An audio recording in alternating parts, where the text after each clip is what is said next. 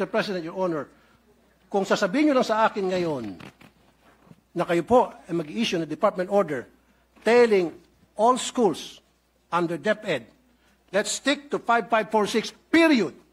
And I will sit down. Kasi yan po ang policy. Hindi ko naman ho kayo bobolahin, Mr. President, na iba yung policy. Yan po ang policy na ginagamit po nila. Not only looking at the letter, but also looking at the spirit. I would tend to agree with the point of our interpellator, Senator Tulfo. Yung pagsagot ko sa napakamahalagang tanong ng ating kasamahan, bawal talaga ang pagkolekta sa estudyante, and that is being honored by DepEd. In other words, hindi pwedeng maglabas ang DepEd, ang principal, ang teacher ng request or request for contribution na ibinibigay sa estudyante. Bawal po talaga yun. Bawal. But, so kung bawal po, bakit po correct. nangongolekta pa rin sila sa mga estudyante, especially po sa mga hirap? Mr. President, I would like to clarify, never po sila nangongolekta sa estudyante. Wala po silang collection sa estudyante. Ang meron, so that we can identify the issue. I beg to disagree, ma'am. Ito po, lahat ng mga nagsumbong sa akin.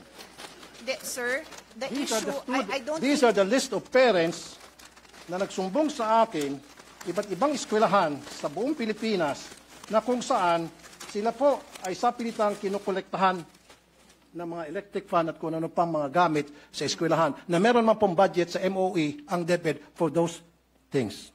Yes. Mr. President, first of all, may I request that that list is submitted I'll be so more than that happy to we give it can to you. give it to DepEd, kasi I believe they have committed in the hearing pa lang na any violation po, iimbestigahan naman po nila. They made that commitment po. The only item left for the discussion on the floor right now is yung authority mismo ng PTA. So any direct contribution o collection sa estudyante, talaga hong iimbestigahan nila. So tama, ang pagkaintindi ko, Mr. President, sa issue is, so si PTA ba pwedeng mangolekta? And ang sinasabi po sa atin ng DepEd, the policy since 1969 has been to recognize the PTA's authority to decide among themselves. They have their own rules, they have their own guidelines to do their fundraising, that is a generic term that I'm using, among the parents. Hindi to sa bata, hindi apektado yung pagpasok ng bata, hindi apektado ang grade ng bata. Bakit ginagawa ng parents yon? Kasi kulang ang pondo. Yung sinabi ng ating kasamahan na nasa MOOE yan, meron yan pambili ng electric fan, idagdag ko na rin doon, ano yung mga kakulangan, di ba? Yung pagpaganda ng garden, driveway, entrance, kung ano pa man. Lahat naman po yan nilalagyan ng MOOE. Pero if I may call the attention of our chairman, talaga naman wala na ho tayo, nagbibigay ho tayo ng maraming pondo, but hindi ho talaga nakokompleto, no? In fact, ako na magsasabi, because baka may magtanong, yung mga repairs, no? Pagpalagay mo ng may electric fan dun sa loob ng classroom, o di kaya yung picture na pinakita ni Senator Bongo, medyo bumagsak yung kisame, lahat po yon falls under repairs of basic facilities. Pero natanggalan po yan ng pondo, na ilipat po sa ibang pondo yan, hindi ho ng Senado. So may mga issue pong ganyan. I think, I want to assure our colleague that hanggat makakaya, sinusuportahan ng ating chairman yung ating recommendation to increase the MOOE. So that basic principle, I think everyone in the Senate supports his honor, na mapondohan sana ng lahat na yan. So, remaining na lang po yan, kung ano ho, hanggang saan ang kakayahan ng PTA to among themselves decide to fundraise parent to parent. I cannot add to my answer, kasi yan po ang policy. Hindi ko naman ho kayo bobolahin, Mr. President, na iba yung policy. Yan po ang policy na ginagamit po nila. So kung may recommendations, suggestions ang ating kasamahan, this representation is happy to relay, at nandito naman ang DepEd para pakinggan ang mga suggestion ng ating kasamahan. Thank you, Mr. President. Thank you, good sponsor, Honorable Congresswoman Pia Cayetano, Senator Pia Cayetano, sorry. Thank you.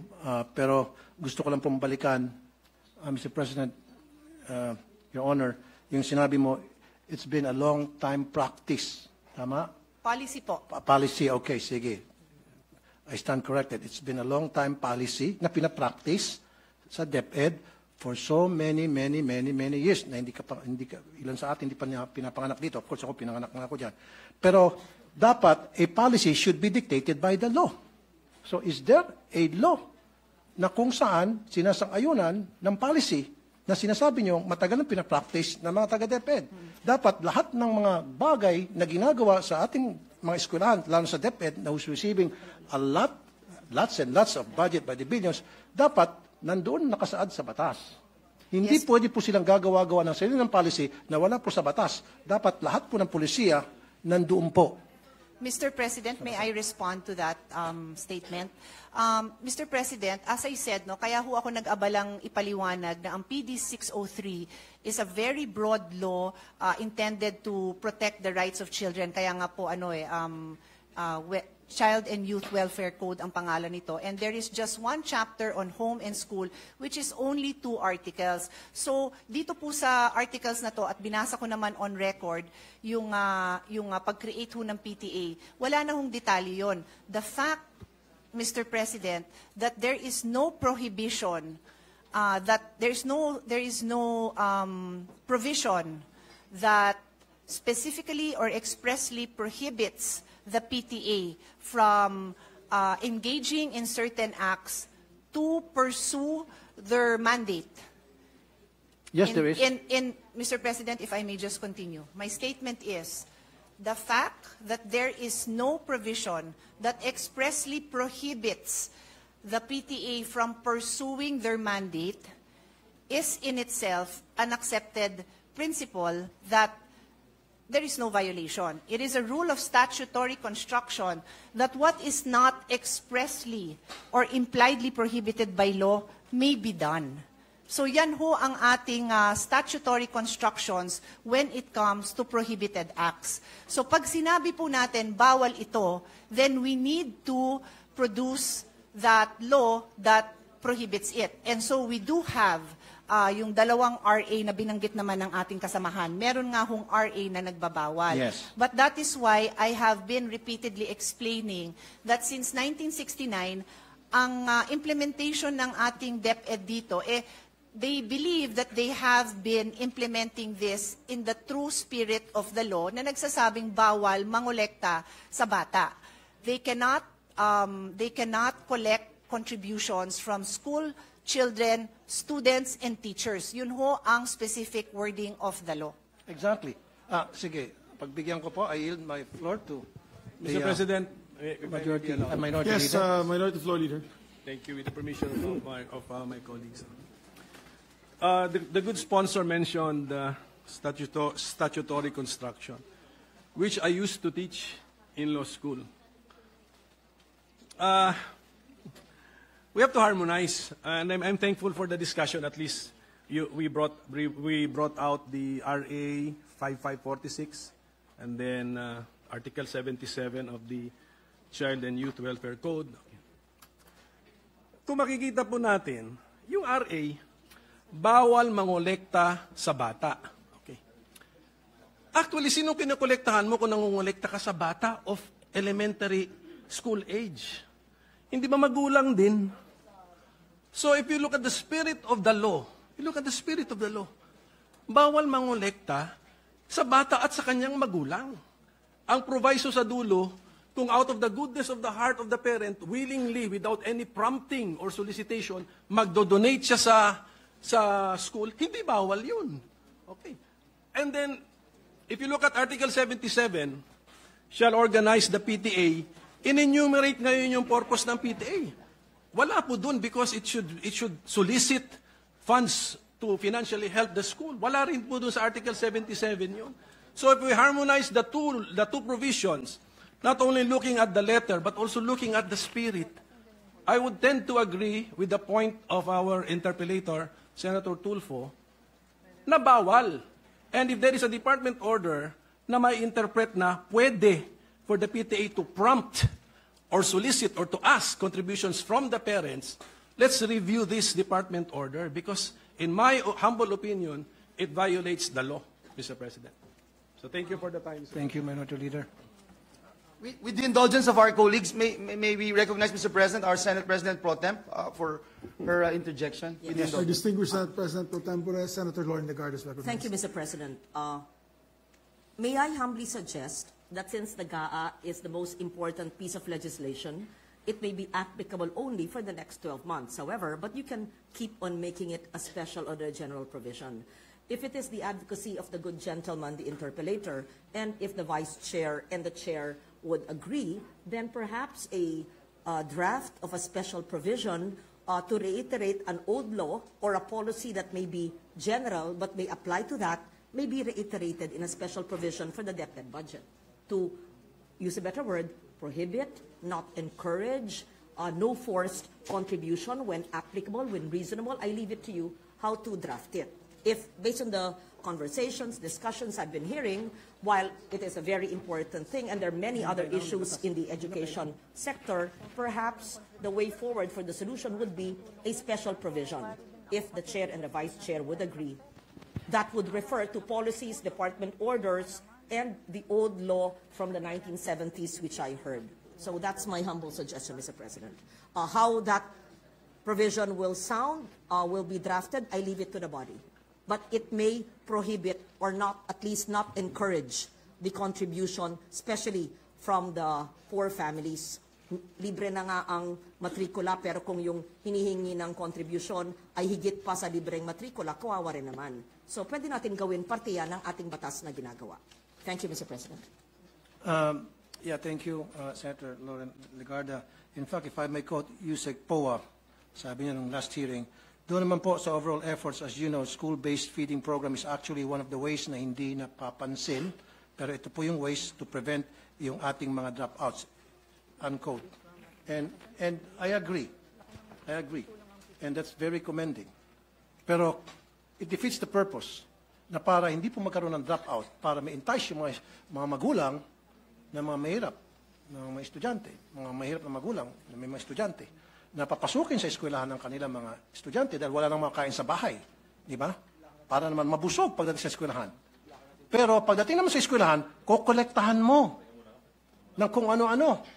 Then, yung iba pa nga sa kanila, yung mga sumbong sa akin, Sir, naglalakad na nga lang po ako, 2 kilometro, kasama pong aking tito, wala po akong pampamasahe. Pudpud na nga po yung aking tsinela, sapatos. Pagdating doon sa school, ine-expect kami po ay magbigay ng para sa electric fan. Ito pa po, para sa kalaman na marami.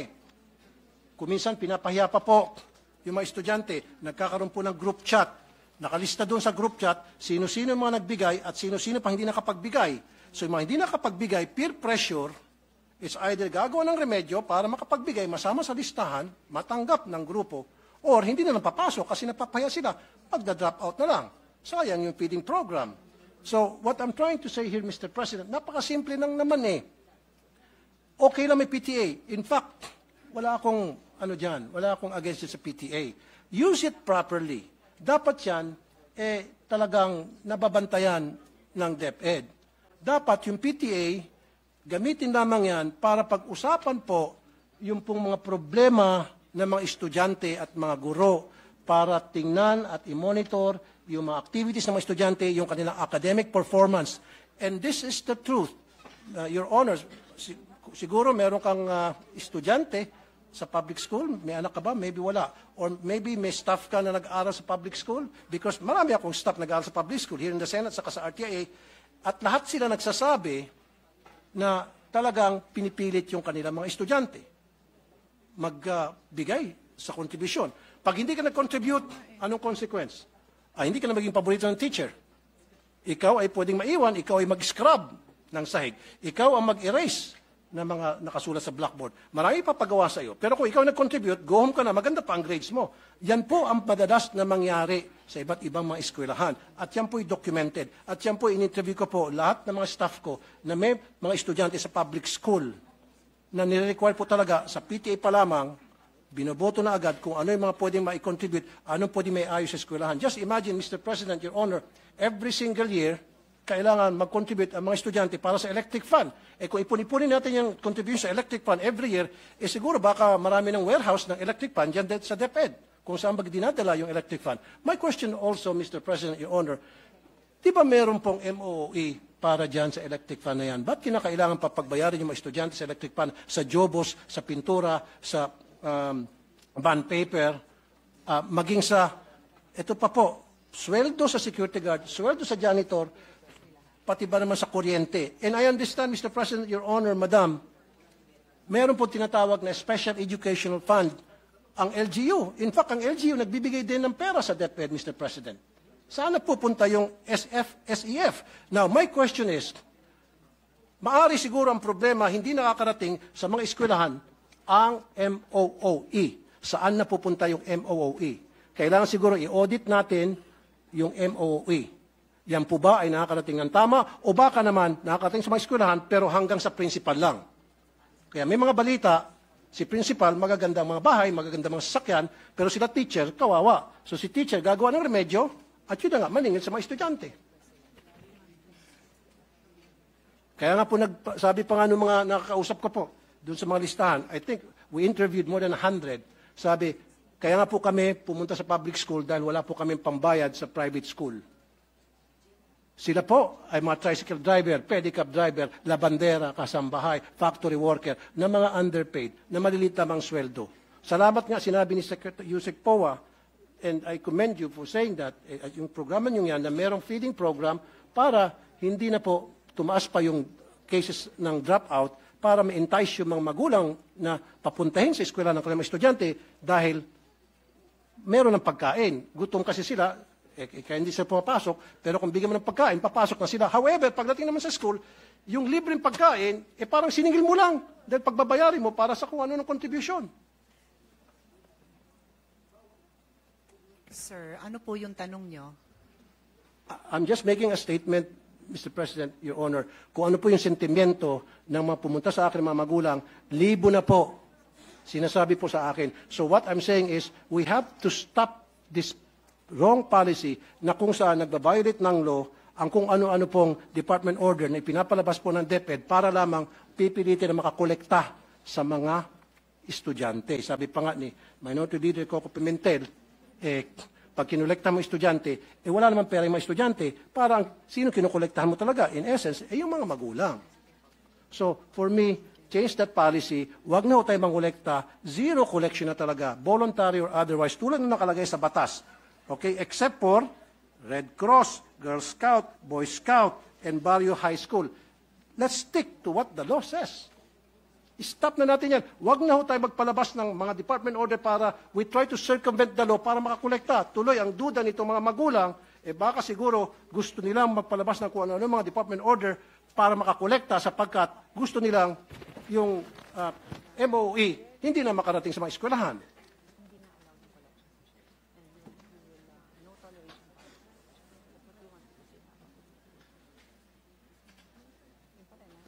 Now, may I add, Mr. President, Your Honor, kung sasabihin nyo lang sa akin ngayon na kayo po ay mag-issue ng department order telling all schools under DepEd, let's stick to 5546, period. And I will sit down. Otherwise, kapag hindi, magpipilit kayo, abutin tayo dito hanggang madaling araw. And I will not stop because I know I'm right.